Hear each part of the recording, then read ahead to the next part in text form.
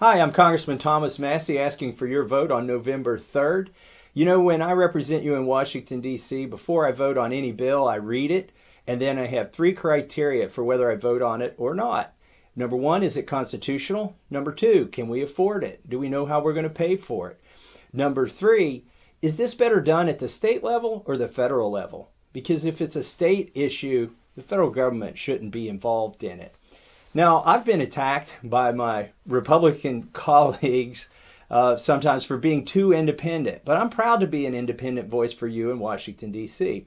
The fact of the matter is, I vote with the Republicans 70 or 80% of the time. And when I deviate from the party, it's because the bill's not good for our congressional district or because it violates one of those criteria that I just mentioned.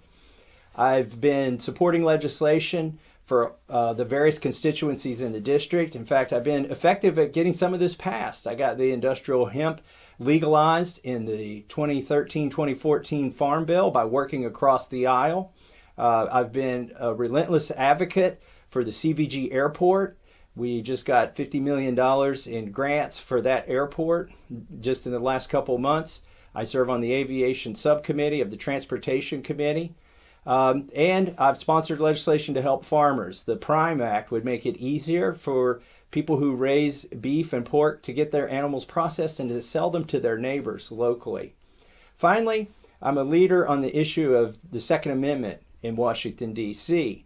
I reconstituted the Second Amendment caucus that I now chair, and we have meetings to help educate other legislators on what's in the bills. Some of it's not good, some of it is good. And I also bring in guest speakers to help the congressman get a better perspective on the Second Amendment. There's no other issue I'm more passionate about than the Second Amendment, except for the pro-life issue. And I am there defending the life of the unborn. So finally, just in closing, I want to ask for your vote. I'm pro-life, pro-Second Amendment, and pro-Constitution.